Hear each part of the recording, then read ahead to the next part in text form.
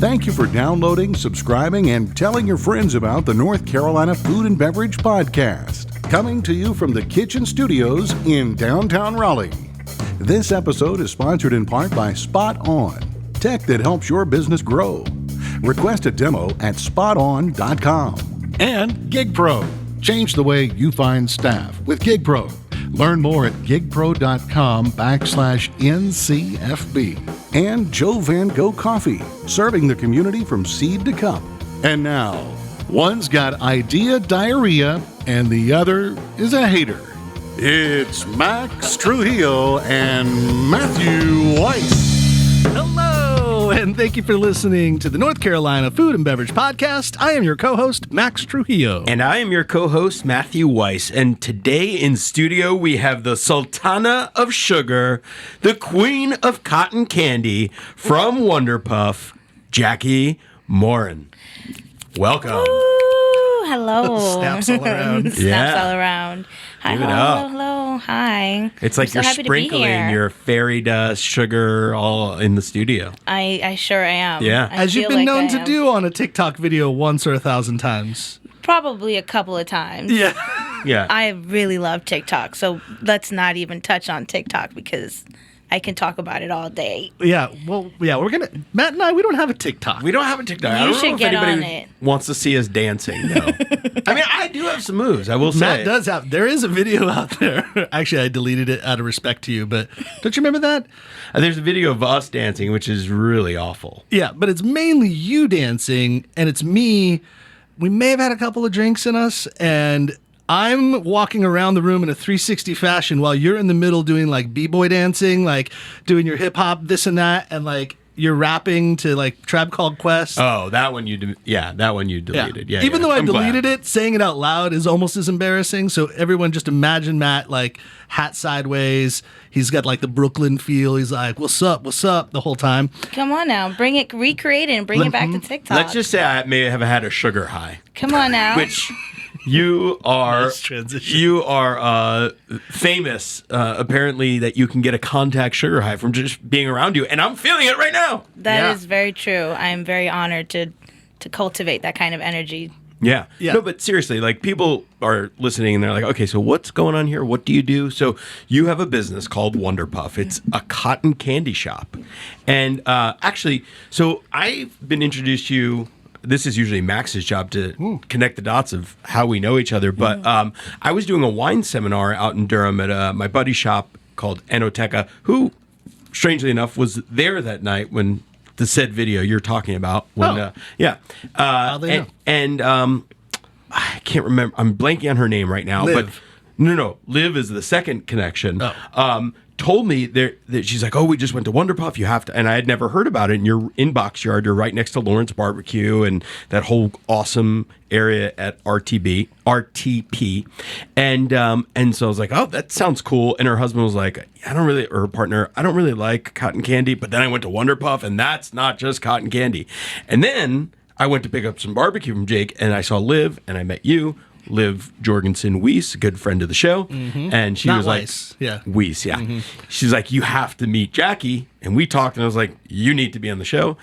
And now you're here. So I'm here. Yeah. So it's not just cotton candy, but it's like insane Well, yeah, in Willy your Wonka words. stuff. Yeah. in Yeah, your Yes. words. tell us, what's Wonderpuff? Yes, thank you. Wonderpuff is a vegan, organic cotton candy company. I like to say made by black and brown hands. Everything is artificial free, egg free, soy free, because we are living in a time where a lot of our dietitians are changing. And so when people think of cotton candy, they necessarily think of like the fair or children, but I intentionally created Wonderpuff for adults because I am addicted to sugar viciously. I'm surprised.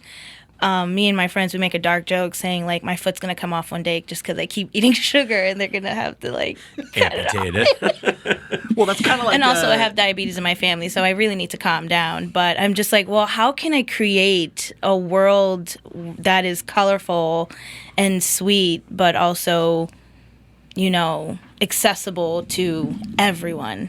And so me and my husband Reem, we made Wonderpuff.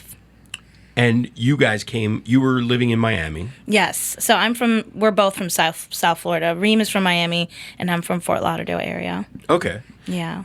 And you're quite fabulous, I will say. Like, you got the makeup, you got the style, you've got, like, color, like, it's oozing out of you. Don't hype me up. Don't hype me up. Don't do this. I don't want to get ignorant here. Even more. No, but, like, I like it because there's a whole vibe that's going on, and that's, like, there's energy when you... My girls and I, my daughters and I, we went to a box yard, and we saw... Of course, like we saw, I think you weren't open at the very moment we went by, which broke their little hearts. Oh, no. But they were like, wait, what? And they just had their faces pressed against the glass. It's probably still smudged at this point. But they were like, oh, my God, this whole place is dedicated to just cotton candy. I will tell you, my daughter Charlotte is working on a science fair project right now with how various types of cotton candies react to types of solvents. So like she's using like what happens when you put vinegar in versus sugar, or like sugar water, or just water and salt water and all these different things. I don't know. Well, stay tuned for the hypotheses. I have to give Charlotte some Wonderpuff cotton candy so she can test that out then. Yeah. Maybe we'll just get you to do the presentation at her school. I would love that.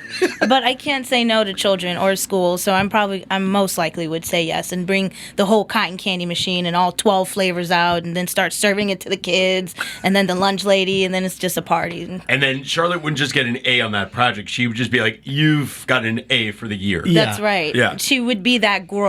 Yeah. Teacher's like sugar high. She's like, I don't know, that goes into a rage. So let's talk about some of the flavors. Let's get into what Wonderpuff is puffing out. Yes. Tell us your process. Like, what is it?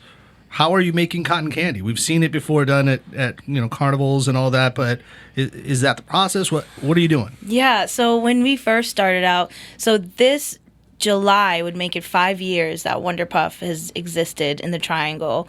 And when we started, we had a $200 cotton candy machine from Amazon.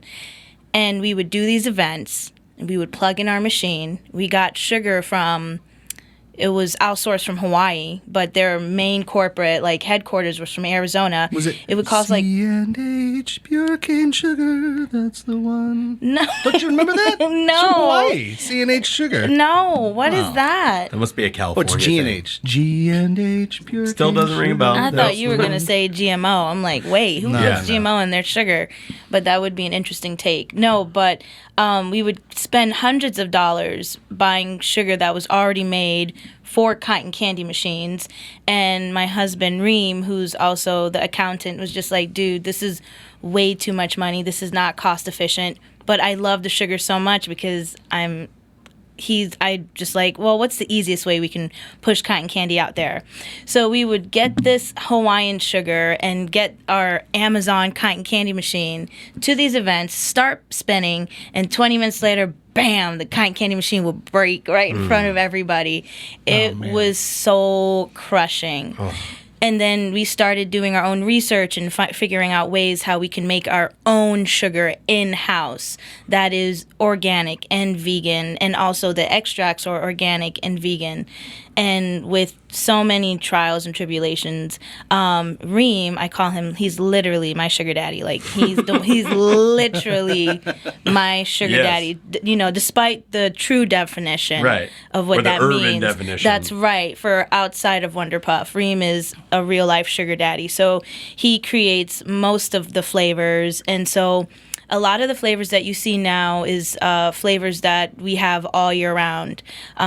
Orange cardamom, which is an ode to my Indian culture because we use cardamom. And my sister, my sister Jasmine, who's a chef, she inspired us to mix orange with cardamom, and it's been a staple since we put it on the menu. So that's been going on for 4 years. Yeah. And then there's mango because we're island folks. And then Haitian cake is, we're both from Haitian descent. So it's an ode to our people. It's vanilla and butter and rum, but it's not like alcohol infused. It's just like the flavor of rum, and it's very warm.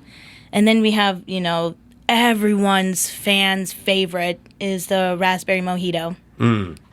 and that is with raspberry, lime, and mint. Okay. And a little bit of citric acid to kind of get that sourness from the lime. Tang, yeah. Yes, and that is, everyone loves it. So we will never It get. sounds like you're making cocktails, sort of, like, in a way. It really does, but with, a spoonful of sugar. Yeah. You mentioned a few things about your background, where you're from and all, and I'd like to delve even deeper into this. So you're from Haiti? Is that what you said? Or So my father is from Haiti, and Reem's Okay. family is from Haiti, and my mom is from Guyana, and they met in a tiny place called New York City, my parents, and they fell in love and had me, and I grew up alongside with Reem. We grew up in South Florida in a predominantly Caribbean area. I didn't know anything. I didn't know like non-Caribbean existed outside of South Florida until I moved to North Carolina, and I'm like, oh wow, there are white people exist. They're everywhere because Oh, they're everywhere. We growing up in South Florida, it was just Guyanese people, Trinis, Yeah. Puerto Ricans, people from Cuba and DR, and there's just a sea Yeah. full of island And folks. it's so like insulated that that's crazy that you don't really. It's a whole world. It's a whole South Florida is different than the entire Florida. But you went to. And Florida's totally different than the rest of The the rest of country. the Well, that's country. Disrespectfully, I know I do not claim that state. Oh, no, that's fine. It's just, they're doing their own thing. First of all, I know that or at least I have the impression that people get confused about this all the time. They think, oh, Ghana, like an African country. All the and this time. is Guyana. That's right. Yeah. In South America. French Guyana near That's right. Venezuela. That's right. Yeah. I always say above Brazil, and people are just like looking at me like, huh? Yeah, you And don't I'm know just where you're like- from. Yeah. Yes, exactly. People always say that. They're just like, oh, Ghana. And I'm like, no, baby girl, Guyana. I tell people that we're West Indies. I'm Yeah. like, I'm an island girl. Right. Right, West Indies, and so, but yeah, French Guyana, and then Haitian is based on French, has a French basis to Well, their I'm language. sorry. Also. Guyana I think, was colonized by the Brits. I should know my history, but I think Well, there's French Guyana. there's and then French Guyana, and there's so Guyana. You're from and Guyana. There you go. Yes. Okay, Okay, so so- you were colonized from the Brits. Right. So Whatever. yeah. Yes. So that was my next. Like, I can't imagine what your parents spoke on their first date. Like, was it a mixed sort of pidgin where they understood each other or something like that? No, they spoke complete English. My Okay. father, I don't speak Creole. I don't speak my father's native tongue. Okay. Because both my parents, they came to this country learning English, and because my father just kind of wanted to become more Americanized, and it was just natural. And it's New York City. All of the island folks naturally Yeah. speak.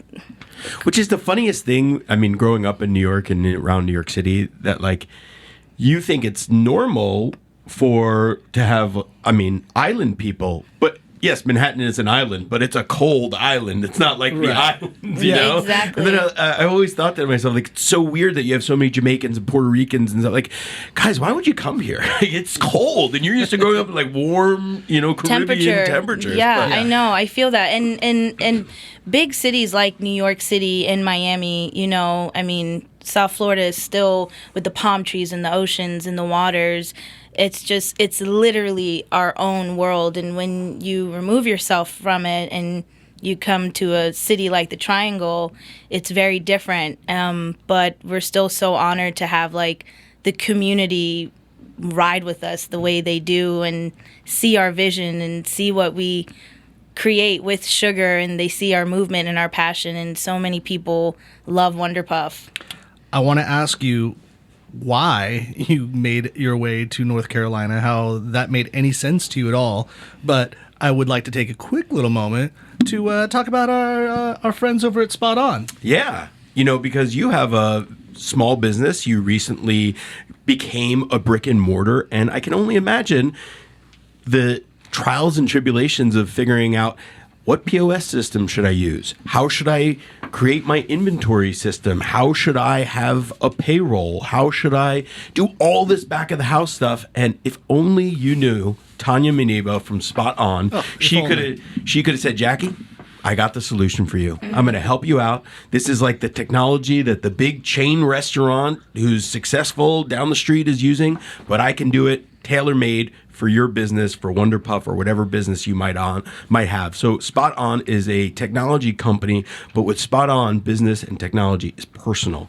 they can do everything for you and make it one-stop shopping. Like we always say, they have an app. You can do stuff from your house. You can do everything you need to be remotely. I was just on a Zoom call with Tanya Manibo and her team, discussing possible ventures, with all the things I'm doing. And when you start to really unfold their portfolio of all of what they offer, like you realize, oh, this isn't like I'm speaking to like old school managers and chefs right now. Like this isn't Micros, sorry guys, or Aloha or Digital Dining or Squirrel or whatever, all that crap. Like this is a way where it's like it's with you if you want it. You can get emails, you can do whatever. It's in the cloud. It's all simple and easy. But then it ends up just going back to the nuts and bolts of like a good touch screen interaction POS system. So it's what you need, but then it's also just kind of like what you didn't know you wanted. Like you're like, oh, you also do all this stuff. So check them out. Yeah, let technology make your life easier. So all you have to do is call Tanya. This is her number, 858-213-7820. That's 858-213-7820. If you feel more comfortable with an email, just do Tanya M. That's TANYAM at spoton.com. I love it. I'm looking over here during our little spot, and Jackie's already on the Spot On website checking it out. I might need this. I want to know the tea. I'm looking at her, looking at the website. It's spoton.com, right? Yeah. No, it's cool. What else is cool? Actually, what else is hot? So hot. And from the islands, I don't know if really from like Guyana, but like not too far away, is this coffee that we're drinking. Gotta reach over and get it. I sound like an old man when I'm getting over to my coffee. But we are drinking. See, I would have been able to tie it more. Could you just be from French Guyana instead? I'll be whatever you want me to be this morning. I'm chilling. So because you're from French Guyana, we decided to drink a French roast blend from Joe Van Gogh. This is their organic French roast. So, everybody knows a French roast. This particular French roast, its origins are actually from the Americas. So it goes from North to Central to South America, beans that are collected all over, but all organic. This has got like a dark chocolate, smoky, sweet finish, which I would love to have, maybe a coffee cotton candy? We've done that before. Oh, I want to see that. This particular French roast is, of course, the darkest roast that they even make at Joe Van Gogh. It's made organic. It's blended with It's blended with the best high-grown coffee beans that can withstand long, high-temperature roasts and to produce the darkest, richest blend. Their careful roasting process coaxes out smoky, sweet, dark chocolate from this delicious blend. So, for more information or to get your hands on some delicious beans, go to joevangogh.com or go see them at any of their locations all throughout the Triangle, a little outside the Triangle, Hillsborough, all over. It's a great spot. So, Joe Van Gogh. Calling all restaurant and hospitality owners, managers, and employees. Get to know GigPro. We're changing the way people work and hire. We're not just filling shifts, we're bringing instant solutions to the table for the entire industry. Businesses, sign up and get your first gig on us. This is new for us. You might have heard Chef Ben Ellsworth talk about his new company, GigPro, a couple of weeks ago. But it's official, folks. GigPro is now part of the NCFB family of sponsors for the show. Yeah. See the lights that are on? This one light over here? That's them. They paid for that light. They put that light on. They actually had somebody come and install it, one of their temporary workers. Yeah. Well, get to know GigPro. They're changing the way people work and hire. They're not just filling shifts. They're bringing instant solutions to the table for the entire industry. So the whole thing is you sign up if you're an employee in the restaurant industry, the food and beverage industry, and you can look at the array of all the jobs that are available by other restaurants in the industry that put all of their available positions out there. As Ben said, it's kind of like Airbnb meets Tinder in some way, where you can get hired, you work a job, you get a gig, and the employer pays for it. There's a little bit of a fee that goes to GigPro that comes from the employer, but you, the employee, you get all the money. Now, there is a little bit of insurance that covers you while you're there, but it's like 34 cents an hour. 37 cents, I think, to be exact. I don't want to cheat them out of their 3 cents. You're probably wrong, but it's somewhere in there. So either way, you do that, and you pay a little bit here. You have it on your app, and you can tell your friends about it. You can gig. You basically can do a paid stage. Right now, if businesses sign up with our link, you get your first gig on us. That's up to $200. You can use it to cover your first gig to fill. So go to gigpro.com gigpro.com/NCFB, or click the link in our show notes and sign up. And tell your friends about it, because really this is one of those situations where the more people that do it and the more restaurants that do it, the better the activity is and it makes more sense to run it. Yeah, it's going to really help with all of our staffing issues, and I'm sure that Max, with your new place that you're going to be opening up, thank you GigPro for helping us out. Sign up for GigPro. Learn more at gigpro.com/NCFB. But yeah. So with that, with flavors like coffee or just anything else that like Matt and I could just throw at you, how complex or easy is it to just throw new flavors in to make a new Wonderpuff cotton candy? It depends. It's like I said, trial and error. So because of the temperature of the cotton candy machine, if we make a flavor like a cotton candy flavor, a coffee cotton candy flavor, sometimes what happens is if the sugar is too moist or has too much humidity, the texture of it could be very it's not Wonderpuff-esque. It can be very sticky. Cloying, sticky. Yes. And for me and Reem, it's all about not only the flavor but the texture, because you can get cotton candy anywhere. You can go to the Dollar Tree and pick up a $1 cotton candy, and it can be filled with all these junk, or you can support your local black business in Durham and just get some fresh handmade bomb-ass cotton candy. So Max teased this before our little break, and then you just leave our listeners wanting more. I was going to get there, but I was all about the cotton candy. How? Why did you get to North Carolina? Oh, you're going to finish my sentences. Yeah. Why are you here? Yes. Well, my brother went to school in Duke, and so my parents would visit him, and they're just like, wait a minute. We really like this place. It's a cool space. Yeah. I fuck with this. I like this area.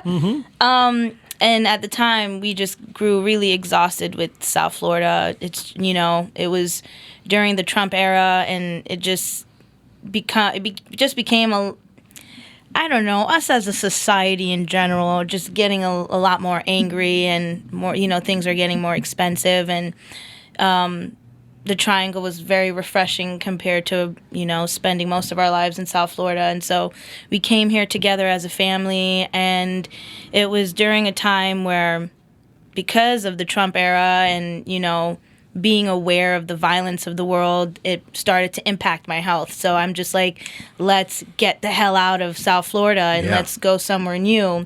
Yeah, a very calm place like downtown Raleigh last year. Totally mild. So relaxed. No violence happened here at all. Nothing at all. No rioting and no breaking of the windows, and there wasn't a shit show anywhere, No, but in contrast to Florida and what's going on in Florida now, especially with the Omicron and everything, it's it's very lax there. The pandemic, there's no pandemic in South Florida. Yeah. Oh, I have family that just got back, and of course they got COVID.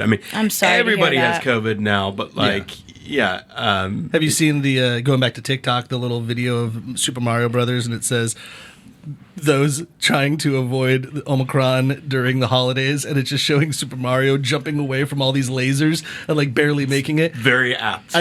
Knock on wood, but I have yet to get it.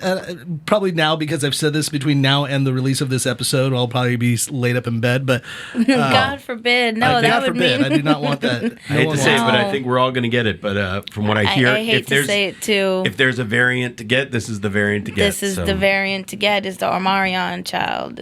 He's out here getting everybody. Yeah. But I still love North Carolina and being able to amplify our voices. If you take a gander at our social media, for example, our Instagram, we post a lot of fun, colorful, vibrant stuff, but there's always lots of hidden messages, talking about radicalizing yourself and dismantling the government and creating a new society for ourselves. I really like to have those conversations alongside what joy and happiness looks like for us living in a world that we live today, which has become full of zero empathy, it feels like. And so I have to ask because I mean, talking about empathy and race, like it's intriguing given your background being like West Indies and Haitian and Guyana and all that. To a lot of white people, you're a black woman. Yes. Right. And you identify as that, but like, isn't it also separate being your island culture and stuff like that? So how does that, like, do you compartmentalize that? How does that work for you? I love that question. Yeah. So Reem is a part of a phenomenal art space in downtown Durham called Black Space. Okay. He's a facilitator there. And there is this pledge that was created by the creator, Pierce Freeland. I love him so much. I don't know why I'm messing up his last name. And it says, like, it's a pledge that you have to read when you come in. And it just talks about, like, what blackness is. And, blackness is endless. Blackness is queer. Blackness is fat. Blackness is sad. Blackness is joy. Blackness is, high heel shoes or dirty Jordans. And we're endless. And oftentimes, especially living in Western society, well, technically just being a black human being in the world, we are oftentimes put in one box when we are endless, For example, me and Reem, we have two different black identities. We grew up in two different black households, yet, we still embody our blackness because we can't escape it. It's who we are. And that's something that is your very... identity is visual. That's right. Well, like from the outside looking That's in. right, exactly. I think, like, the gay community, you only know if you're gay if the person talks about being gay, and that's an identifying attribute. But if you're black, you're black. That's right. It's just like, also, I'm a Muslim woman. I don't wear the hijab, but like for a lot of Muslim women who did wear the hijab, when you know a Muslim woman because of her hijab, and like I said, tying back to today's society, because people have become a lot more violent and they've given permission by political leaders to be violent, it oftentimes harms the marginalized community, which is mostly always innocent, like my Muslim sisters who wear the hijab. And now, with the whole France doing the whole hijab banning and lots of women becoming uncomfortable covering themselves, women who've covered themselves since they were children are now forced to uncover to protect their identity. So when they do walk out, you just don't see a Muslim woman. And so I like to kind of normalize those conversations, yes, to make people feel uncomfortable, but to tap into your discomfort of why you feel uncomfortable, because that in itself is such a remarkable privilege. Like, you get to feel uncomfortable when people are living in genocide and famine because of their existence. And so we like to normalize that conversation through loud music, organic sugar, and disco balls.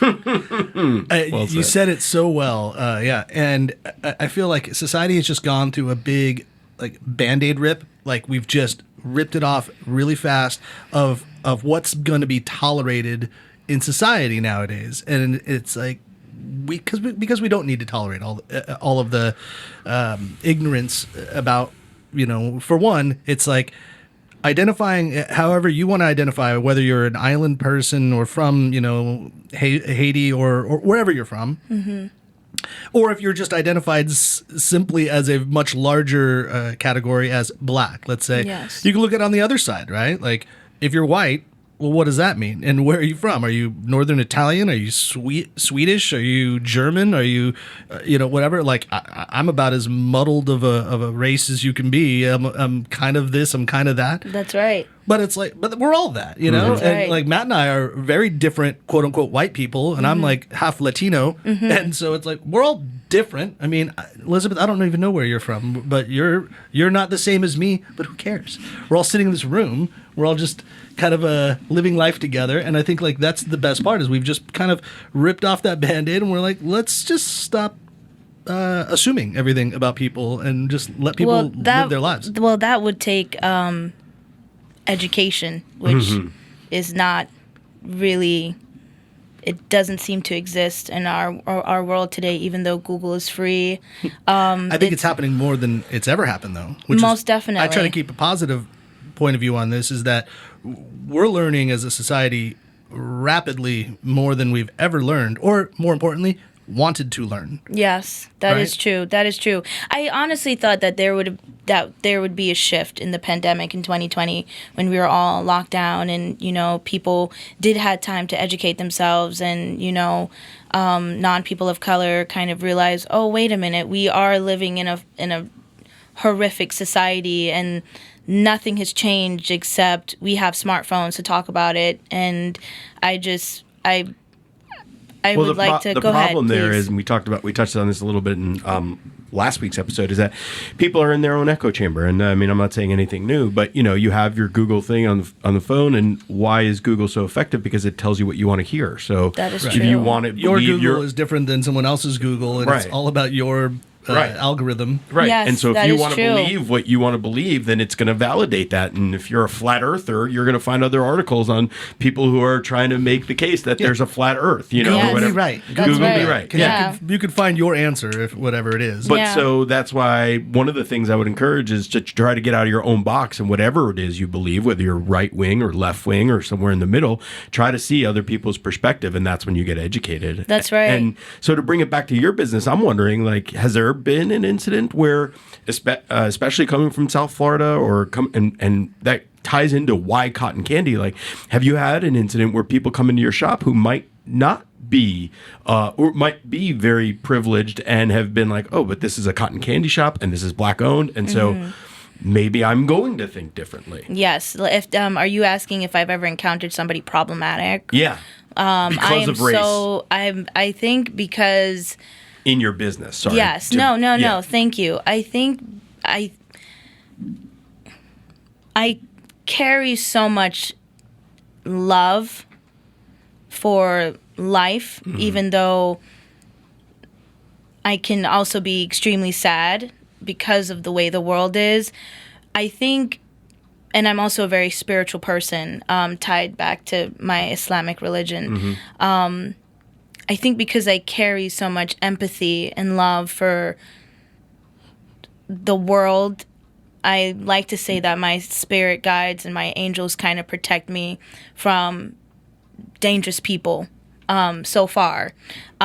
Because me and Reem are, a couple of black folks making cotton candy, and there are a lot of my posts, like you can see it on Instagram, they're very colorful, but if you really read the captions and see what I'm talking about, I would mention some things that would kind of make people uncomfortable, like, did she just say that on her business page? And I would be like, yes, I did. Yeah. Yes, I do believe that we should abolish prisons and free education for all, and I do believe that. I do believe in, working from the system and creating a new life. And what does capitalism look like for us when inflation is going up and more homeless Americans are on the street? I love to talk about that, to create some kind of consciousness to the people around me. So I feel truly blessed and honored that people who have ever supported Wonderpuff, whether we started doing public events and doing farmers markets to now owning a shop at Boxyard, we meet really beautiful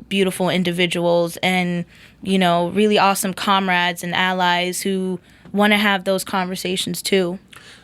Okay, so this leads up, I mean, you could have easily chosen a path of, politics and activism, etc., which not to say you can't do as well, but why cotton candy? I mean, I see Yes. you that like sugar, but you could That's have right. you could have had baked goods, you could have had chocolate. Yeah, I could have done anything. Yeah. I could have gone into politics, but I wasn't trying to become a crazy maniac Jeff Bezos wannabe, because I feel like people who go into politics, they don't come out human. Well, he's a different type of. He's not. So He's much, not a politician, but I he's, think of the wealthiest person on earth, and I think of that guy who He took looks the- at himself as the most successful capitalist out there in the world. He's like, these are the rules you gave me. I just won. Yeah. Yeah, But well, he- well, I won because the monopoly. He did well, it because in spite of the what the politicians created That's as right. a framework. No, you're right, and that's why he, bought a penis up to the sky. You know, Yeah. have you He's ever like, heard yeah, that? he's like, who wants to get inside my huge penis? Yes, exactly. And we all know that's very not true. But back to what I was saying with Wonderpuff and cotton candy, it's because I wanted to create joy, and I wanted people to see Black people in joy. Because people are still very much stereotypical and very much racist, even in the privacy of their own homes, and even the way our mind works. And you know, some it may be ill intent, others could be completely because they live under a rock. And so for me, like, I love to be that bright, colorful Black woman serving hundreds of cotton candy, and people looking like, oh wow, like she's really out here doing it. And be like, yes, that's right, because Black joy exists, and I want you to be a part of that. And the So in some triangle way- very much is a part of that. In some way, cotton candy is like symbolic of the joy and the colorful world that you want to create. Exactly. It's an ode to our ancestors for all the struggles that they have experienced and they couldn't really get out. And it's also an ode to my future self when we too become ancestors. And I would like the world to remember someone like myself and Reem, you know, being sweet people in a world that's becoming so desensitized. I want Wonderpuff to be a safe space for all, and nothing like, you know, organic cotton candy that's like very little calories. Well, so when we talked about this before the show started too, I was going to make a segue to this, but it's through your social media that I even knew this story I'm about to bring up. You've been very open and candid about your thoughts on politics and your thoughts on your religion and society. And I'm just thumbing through your posts, and I'm like, I see this beautiful post of cotton candy, and you're talking about your GoFundMe, which we could get into how you were able to, you know, kind of that helped get your business off the ground. Yes. The Kickstarter. The Kickstarter. Yes. I'm sorry, the Kickstarter. And then, of course, then I look at on October 1st of just this last year, just 3-4 months ago. You're talking about today is October 1st, the month that has always been my favorite month of the year. October is also Miscarriage Awareness Month, and Reem and I couldn't wait to share with the world that we were expecting our first child, our Wonderpuff baby. Mm-hmm. And then, well, I'll let you get more into this because I don't feel right talking about it in general. But we did ask you. You had quite an experience this year and last year. Yes, I'm very honored to talk about it. Yeah. I want to talk about it for the rest of my life because the universe blessed me and my husband with a sweet baby girl. Her name is Juniper, and I shared very openly in that post that I thought that I could never get pregnant. And I had made peace with that because me and my husband, we've been together for over a decade and we've tried for a long time. And I'm just like, all right, well, if we're just supposed to be aunts and uncles, forever aunties and uncles, then that's okay. We'll get a farm and we'll foster and adopt and get thousands of cats and dogs and just be real crazy with it. And the moment I had made peace with that, me and Reem, well, I had found out that I was pregnant the day I was going to find out if I had breast cancer or not. And so it was just kind of random. The doctors were just like, yeah, you have a lump on your breast. Let's check it out. And I'm like, oh, Lord Jesus, a lump on my breast. We can't afford health care. How am I going to do this? Like, we can't afford to be sick. So that was my first thought. And then I'm just like, well, wait a minute. The doctor says that a mammogram considers like you get exposed to radiation, and I'm like, well, I'm late on my menstrual, and I'm about to get a mammogram. Reem, let's just for shits and giggles, let's just take a pregnancy test. Boom, bang. So we took a pregnancy test and found out that we were pregnant, and I'm just like, this is a joke because I never was pregnant. How was my body able to conceive? And by the miracle of the universe. I had a healthy pregnancy, and up until 19 weeks, I delivered my baby very early, natural birth, natural birth. And at 19 weeks? At 19 weeks. So I was entering almost my third trimester, 5 months pregnant, almost 5 months pregnant. And full term is like 38 to 40 weeks. That's right. Yeah. That's right. And, I honestly don't know how I'm able to leave the house without crying. But I guess because my daughter she's always around. I feel it's crazy because I feel her every day. When we first lost her, I thought that I was going to die from heartbreak. Everyone I know and love is alive.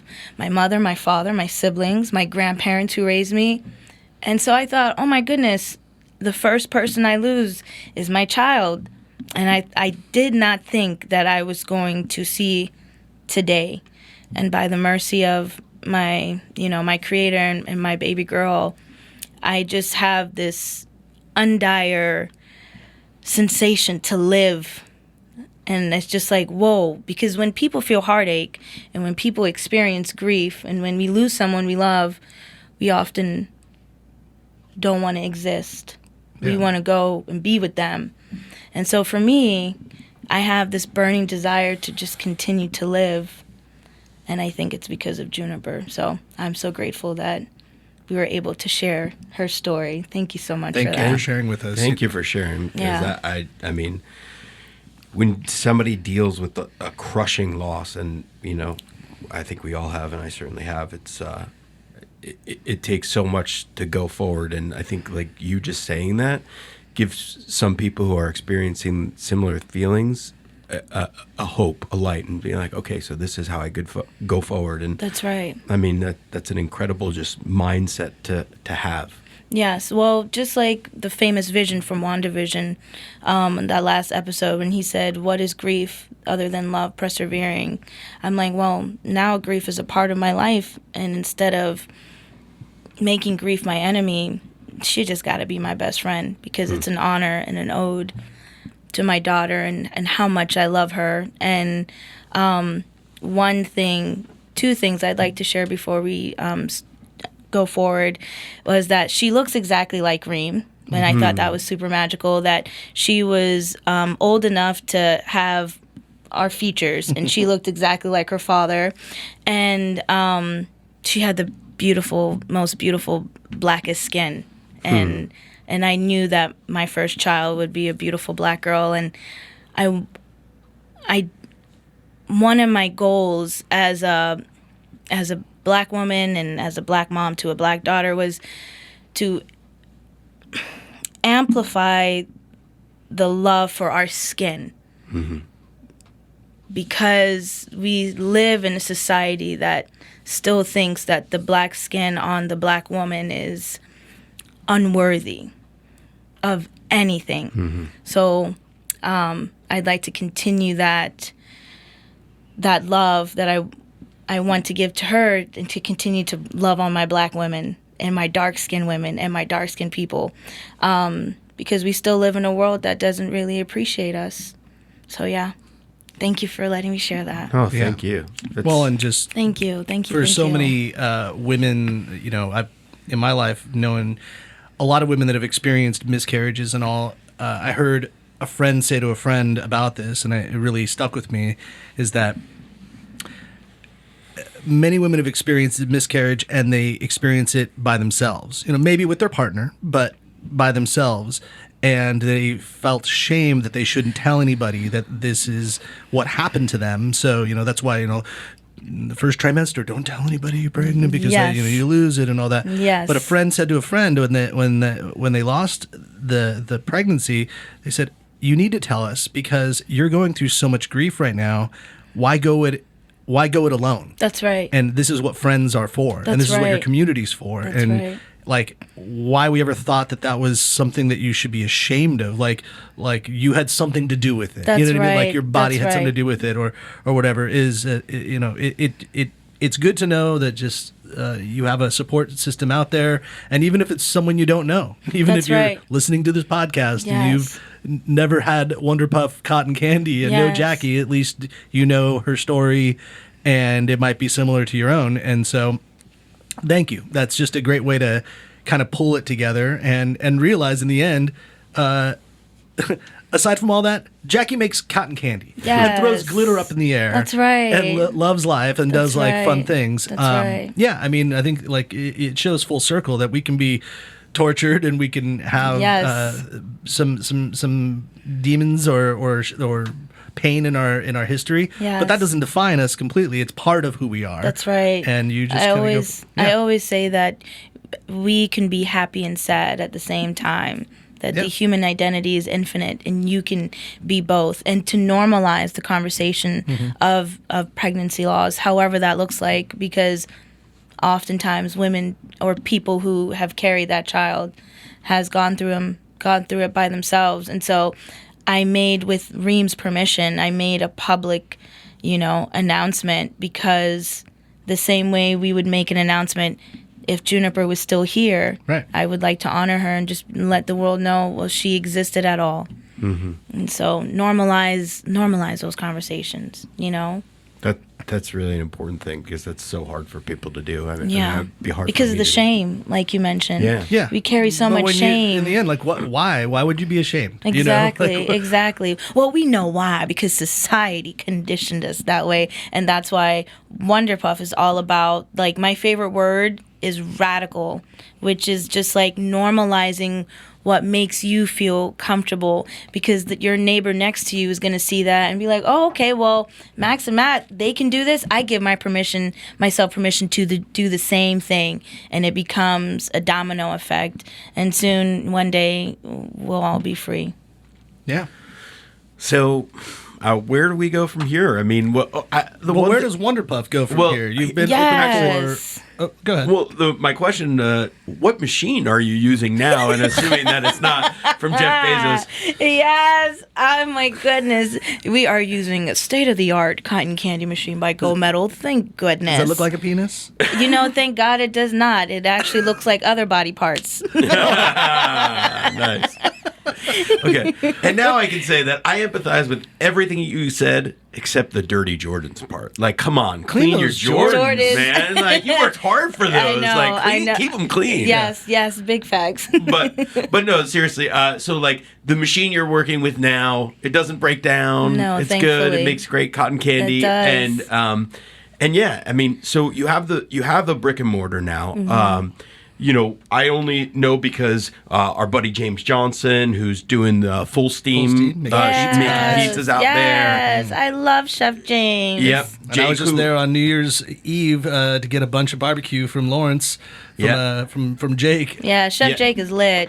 Yep. And so that's my mentor. I'm like, is that right? I'm in my head. Okay, fair. But he's in your my boxyard head, mentor. No, he really is. Just the way his vision and barbecue, and just, it's so good. I literally want to be the Lawrence of cotton candy. Yeah. And then we got awesome wine there with RTP Uncorked. Just opened a little bottle shop there, which is doing awesome. I mean, it's such a cool place. So like, I'm assuming that business is going well, or I mean, is it going well? And do you like? Yes, thank you for asking. Yeah, Wonderpuff is going well. It can always be better. Right. I'm opening up a cotton candy shop in the middle of the pandemic. Yeah. And now we've entered this weird phase with the new variant and after the holidays. But we ain't going back. No, we're not going back into lockdown. Right. So no, I know, unfortunately. So with that being said, I have a bunch of new fun ideas that I want to bring to Wonderpuff shop at Boxyard, and I also want to have like a brand new project for Wonderpuff, and so that's like slowly in the works. Well, and I've seen the packaging, which I've realized with cotton candy, is kind of helping it to get out into more hands, if you will. Because you're just thinking of like cotton candy on a stick, and it might be wrapped in plastic so. But now you guys are putting them in like little quart containers and little, tubs, and then they can be kind of tossed around and given to whoever. So they're durable in the transfer. Durable, yeah. And if you put it in the refrigerator, it can last up to 4 months. Holy cow! Can you believe it? And like you can open it and it will still be fresh. Cotton candy for 4 months in the fridge. I'm not judging you, but I'm judging you. But then also what I've noticed, and maybe this is sacrilege to Matt's and my wonderful affinity for sparkling or champagne plain wine. But I've seen you throw something in some sparkling wine to Wonderpuff it. What is this? That's right. It's our Wonder Bombs, and I love them so much. And I was super intentional when we made this product. So it's vanilla honey cotton candy, and we wanted to keep the flavor very light and simple, so it doesn't change too much in your drink. And then you pick a color, or we can like surprise you with what color glitter choice, and you put it inside, and it can change the color of your drink and literally create a disco ball effect. And it's so beautiful. Yeah, it's kind of got like that bath bomb-esque look, but in your champagne glass. That's right. I'm going to say it right now, we might need some sweets at Bubbles and Brisket for 2022. Yeah, we do. And maybe as our sweet drink, either at the top or at the end of the day, we might need anything you guys want. I will love to glitterify it. Yeah, we might need to have you join us on that project. That'd be really fun. Are you selling, as far as business now, getting into the business side, are you selling to like third party, like business to business? Are you selling internally? Because I think if I was a restaurant person, it would be kind of cool to have some Wonderpuff just like stacked up in my refrigerator. There it could live for 4 months, and hopefully they sell it, go out. But like you could just take a piece out, you could grab a little clump, if you will, and put that on top of some ice cream, or put it inside a drink, do whatever. But have you ventured into that idea of selling to other restaurants and all? I have, but in small batches. Yeah. Because I'm working on repackaging our cotton candy so they can last longer instead of you putting in the refrigerator. But we've worked with cocoa cinnamon. We've made like the sparkly drinks. Once we made lavender churros with them a couple years ago. It was so beautiful. The girls loved it. The Annex Bar in downtown Durham. Daniel Sartain. Yes. He was given them I some think cotton exactly candy. a year ago. He was the first episode of last year. Of 2020. Wow, Yeah, look at that. Or 2021. Yeah. So we've collaborated with, some local businesses, but the goal is to collaborate with more. I think my biggest goal of this new year, inshallah, is to just collaborate with more businesses and artists and curators, anyone who wants to share space with us. We want to share space with them. Well, I want to get some of your Wonderpuff cotton candy and put it on top of some proof alcohol ice cream. Come on now. Wow.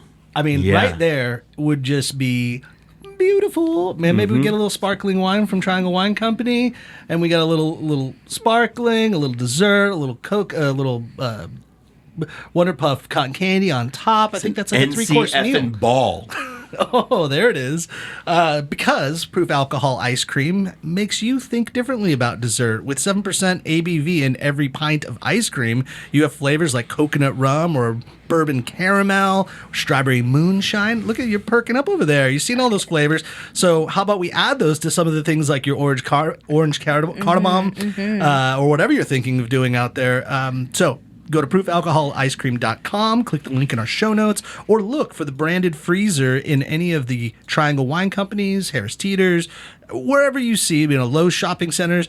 Go into the beer and wine section. You'll see that branded freezer, and you will get yourself some delicious ice cream to take home. Yeah, and if you need that maybe champagne or Moscato or whatever bubbly to put the cotton candy in, you go to Triangle Wine Company at one of their 4 locations around the Triangle or Southern Pines, Holly Springs. They're in the Bedford area, and then their flagship location in Cary, right next to the Whole Foods. They're great friends of ours. Use the NCFB promo code. They're still doing some curbside delivery. They will do delivery as well. Just give them a call or go to trianglewineco.com. And you'll get all your beverage needs satisfied. And maybe we can have some Wonderpuff there, so like you can take home a little dessert to put it in your bubbly, like you said. I appreciate that. By the way, Matt, update on the dry January. Oh, Still going strong. Still going. 4 days in. Congratulations, January Matt. 4th. I had Martinelli's at the stroke of midnight with the kids. So I didn't even have alcohol then. Wow. Now, granted, I had copious amounts. But once the clock struck midnight, I was like, nope, not for me. Dry January began. Guess who doesn't know that I'm doing this? Felicia. Yeah. No one knows. And the only way she'll find out is if she listens to the podcast. So we'll see. Yeah. But Elizabeth, you're strong with me? You're going with me? All right. Wow. So we're trying it. We're going to see how far we go. this episode will probably come out a couple weeks in, and you'll just see, like, you're like, wait a minute, I just saw Max doing a bourbon luge out of a bone marrow on his Instagram. So maybe I didn't make it, but at this point, 4 days So in, far, so good. feeling good. Congratulations.